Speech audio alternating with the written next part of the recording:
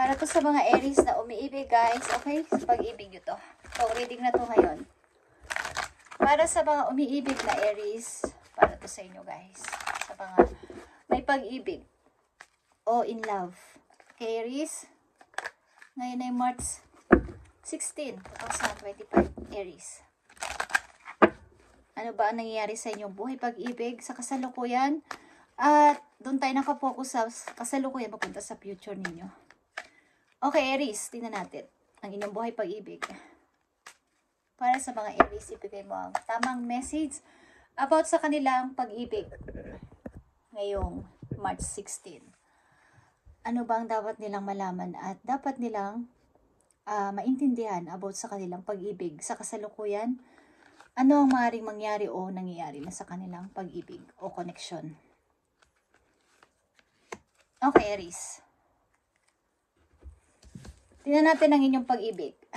Okay. Ilan sa mga Aries dito na umiibig o nasa pag-ibig ay may third party situation. Okay? Other people may be interfering with this relationship and dimming its full potential. Ibig sabihin, hindi lang naman yung third party is all about sa may ibang babae o ibang lalaki ang inyong iniibig. Ang third party din is yung mga kamag-anak, mga kaibigan, na pwedeng humalo, sumangkot sa inyong relasyon. Kumbaga, mang-abala sa inyong relasyon ng yung pag-ibig na ito, nakakoneksyon mo. Okay, Aries? Maring may potential na magkaroon ng third party sa inyong relasyon. Either ito ay may ibang lalaki, may ibang babae ang inyong iniibig o may mga abalang mga kamag-anak sa inyong koneksyon o mga kaibigan. Okay? So, ito, third party situation. Maring mangyari sa inyong koneksyon na dalawa at let go of the need to control.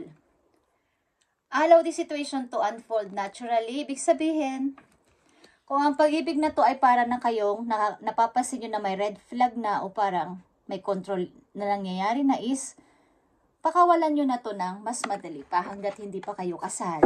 Okay, Aries? Hanggat wala pang malalim o hindi pa kayo nakatali sa person na to, is pakawalan nyo na ng mas madali. Kumbaga, unfold naturally. Okay? Tingnan natin ang inyong pag-ibig muna ngayong March 16, 2025 sa mga Aries. Maring may aapila dito na mga ibang tao sa inyong relasyon o mga kaibigan o talagang yung mga may gusto sa inyong boyfriend, may gusto sa inyong girlfriend na pwedeng agawin, okay? O sa asawa ninyo. Okay, Aries, so maging handa kayo sa ganitong klaseng kahihinatnan ng inyong relasyon. Tignan natin. Aries, ang message dito. Okay? Nandito ang pray yourself. Ibig sabihin nito, kung ito na yung nangyayari sa inyong relasyon ng dalawa is, tuluyan mo ng pakawalan ito at palayain mo ang sarili mo dito. At ibalik mo yung energy mo na nawala kasi nakontrol ka niya o something na nagkaroon dito ng hindi magandang connection kayong dalawa. So, kailangan mong ibalik yung dating ikaw, Aries. At maaaring ilan din sa inyo talaga ay humihingi ng tulong sa inyong mga kaibigan sapagkat may ganito na nga sitwasyon kayong dalawa. Kumbaga, kailangan nyo ng help ng iba para ma-advisean kayo, ano bang gagawin ko? Malapit na rin kaming ikasal pero may ganitong issue kami. At yeah, nandito talaga ang let go, control issues, okay? So, allow the situation to unfold naturally. Dalawa na dito ang nagme-message sa inyo na ganito. At meron kayong mga anak ng tao na to, maring dalawa, isa o dalawang anak ninyo ng person na to. At maring iiwan nyo ang tao na to o gusto nyo nang iwan. Ang ilan naman sa inyo ay engaged na o mai-engage na soon sa person na to. Okay? Something na engaged na kayo. Yung malapit na kayo magpakasal. Nag-propose na siya. Nagbigay na ng singsing. Okay? O gusto nyo nang magbigay ng singsing. Aliman dyan kung anong inyong kasarian, Aries. Okay? At tingnan natin to, guys. Yeah. Soulmate nyo ang person na to. Ituturing nyo siyang soulmate sa inyong buhay, Aries. true love. Soulmate na true love pa. But may mga ganitong issue. May mga nangingialam na ibang tao, meron ding parang may mga tukso sa paligid. May mga problema kayong kinakasangkutan ng inyong karelasyon na kailangan ninyong pagdaanan bago kayo magkaroon ng parang malalim pa na relasyon sa isa't isa. Tinuturing mo siyang soulmate o true love na makakasama mo na habang buhay, Aries, ang person na to. But, marami kayong kinakaharap o nakaharap na ganitong klase. Pangailam ng mga kamag-anak at mga taong umaabala sa inyong dalawa. Kumbaga, may tukso sa paligid. Okay? Para sa mga Aries, ibigay mo ang tamang message sa kanila o advice. Aries. Para magkaroon kayo ng advice o ng guide sa inyong relasyon na to. Okay?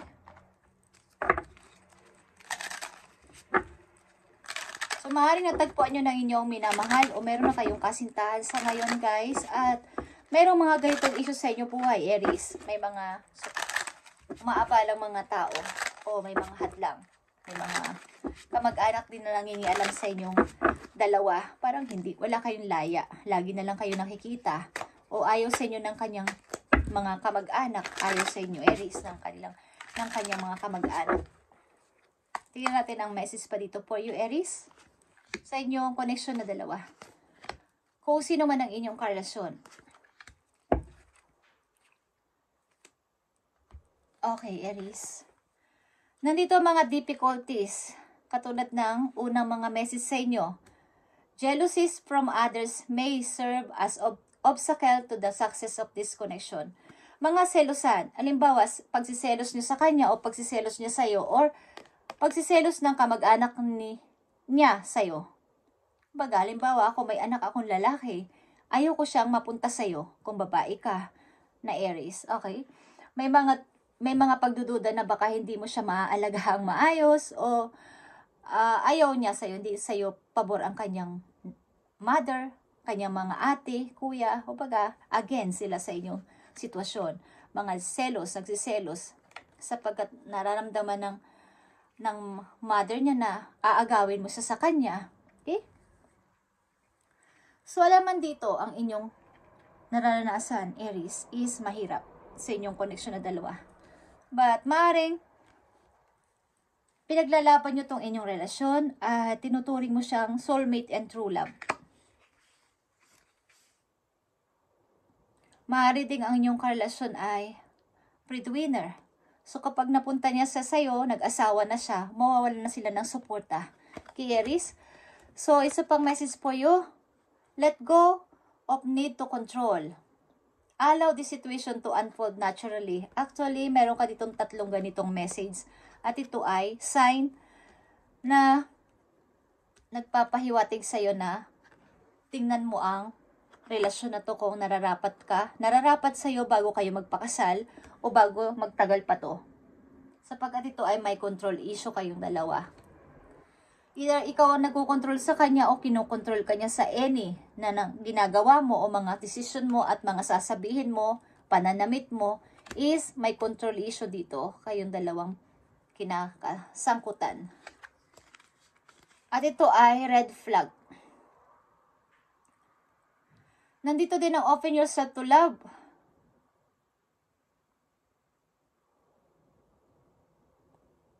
Parang takot ka magtiwala sa mga tao. Takot kang, baga, pag nilayuan ko tong tao na to o inalisan ko, may pag-ibig pa kayang darating sa akin kung mawala siya sa buhay ko. So, dito yung inyong kaba na kapag nawala ang tao na to, so nagtitiis lang kayo sa kanya kung ano man ang kanyang pinapakita sa inyong ugali, is nagtitiis lang kayo sapagkat baka pag iniwan ko ang tao na to, may darating pa ba sa akin na person? May darating pa bang pag-ibig? Okay. Tingnan natin ang message for you, Aries, para sa iyong sarili. Ang mga Aries na nandito ay maaring malalim na ang pinagsasamahan nila. malapit na sila magpakasal. Engaged na sila. But, may mga pinagdadaan ng mahirap. Okay, Aries? Tingnan natin ang message po you, Aries, para sa iyong sarili. Para sa iyong sarili, andito ang Clover. Or, 21. Number 21. Release your guilt. Okay. May mga guilt kayong nararamdaman sa inyong sarili, guys. Halimbawa, di ko alam kung ilan sa inyo dito ay merong nakasamaan loob na friend or may iniwan na wala pa kayong pagtatapos na maganda o hindi pa maayos ang inyong wala pang closure. Kumbaga, may guilty na baka itong nangyayari sa akin ay may kinalaman ang nakaraan or pag umibig ba ako ng tuloy-tuloy o ipagpatuloy ko tong relasyon na to ay tama ba? Okay. Meron kayong guilt na nararamdaman sa puso ninyo, Aries. At maaaring paulit-ulit ang mga naranasan nyo sa pag-ibig. Yung iba sa inyo ditong nandito sa reading ay hindi nagtatagumpay sa relasyon. Kumbaga, kailan ba ako magkakaroon ng totoong pag-ibig? So, nandun ang takot. Kaya, kahit na nakakaramdam na kayo ng control o pangontrol sa inyong relasyon sa kasalukuyan ay tinitiis ninyo. Mahirap na kasi makahanap pa o makatagpo pa ng taong siseryoso sa akin. Okay. Aries, para sa mga Aries na umiibig at nasa pag-ibig, ano pa ang gusto mong sabihin sa kanila? But pag ganito yung naranasan ninyo is maraming hadlang, maraming mga obstacle sa inyong relasyon is need muna ng parang temporary na magkaroon ng distance sa isa't isa at makapag-isip-isip bago magpakasal. Okay, kung hindi pa kayo kasal. Aries, at malalagpasan nyo itong dalawa. Tingnan natin, Aries, ang message po for you. Okay, nandito ang remarkable or dalawa itong sing-sing. Okay? Mukhang kayo ay mayroon na talaga malalim na relasyon ng mga Aries na nandito at notice everything remarkable about your relationship. Something na may binigay ka ng sing-sing sa kanya o may natanggap ka ng sing-sing. At ito ay parang pag may nakikinig kayong isang kanta, may naaalala kayo about sa kanya sa isang awitin. Okay? Meron kayo sigurong team song na dalawa o favorite song at naaalala nyo ang kanta na to pag naririnig nyo ay naaalala nyo ang person na to. Ang ilan sa inyong nanditong Aries ay hiwalay na at nagsaulian na. Kumbaga, tinanggal nyo na ang sing-sing sa inyong mga taliri. Okay? But, pag naririnig nyo ang kanta na to o may kanta kayong paborito nyong dalawa is naaalala nyo siya at hindi ito mawala-wala sa isip nyo. Kaya mayroon ditong guilt. Release your guilt, Aries. Tingnan natin ang message para sa inyo. Andito ang bat or transition. You must pay attention to the signs around you, Aries. The transition may seem frightening at first, but you must let go on all the habits and patterns that no longer serve your higher calling. There would only hinder your growth. Okay. Something na may sign dito pinapakita sa inyo si God o si Universe na kailangan nyong bigyan ng attention na maaaring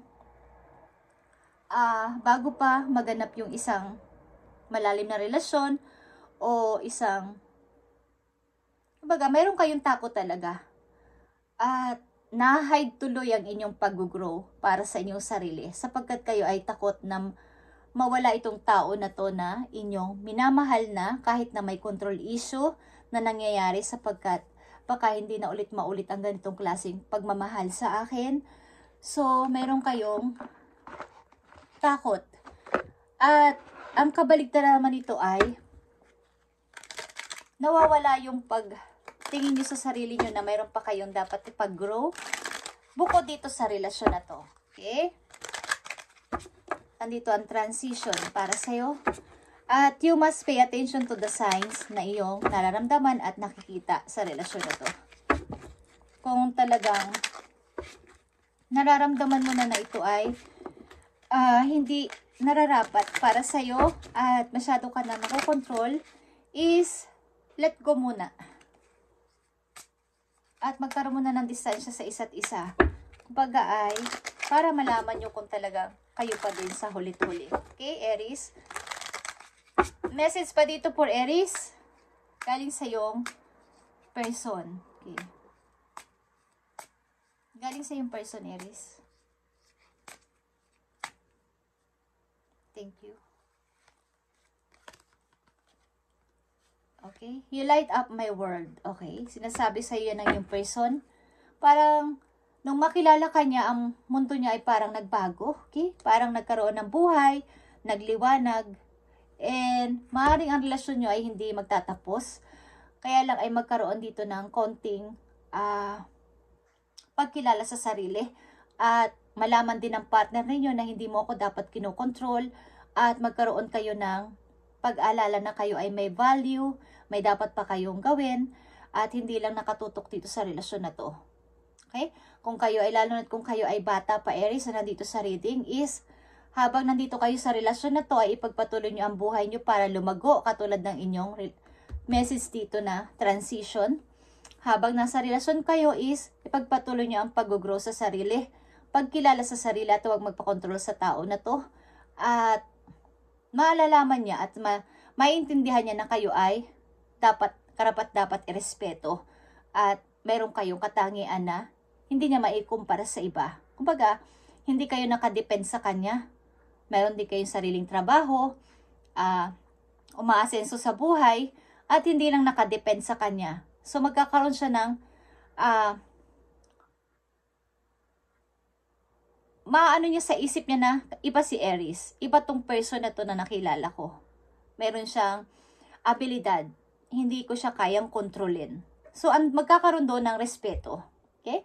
Magkakaroon ng give and take sa relasyon nyo. Kung ito yung nararamdaman nyo sa inyong kasalukuyan, is turuan nyo rin ng tao na to na kayo ay irespeto. At kahit mahal nyo pa to, is something na maglaylo, magkaroon ng distansya at boundary sa isa't isa para malaman din ng tao na to na kayo ay dapat na igalang at respetuhin. Okay? Something na ipagpatuloy nyo kang inyong nasimulan bukod sa relasyon na to. Nandyan yung relasyon, nandyan, pero dapat nyo pang i-grow ang sarili nyo para hindi kayo mabasta-basta ng tao na to, lalo na kung may mga nangingialam na mga kamag-anak niya at tutol sa iyong relasyon. Is dapat meron ka ding ipagmamalaki sa kanya at sa kanyang pamilya. Okay? Yato yun ang nararapat. Thank you, Aries, at ito ang inyong message ngayong March 16, 2025 about sa inyong pag-ibig o connection. Thank you and God bless, Aries.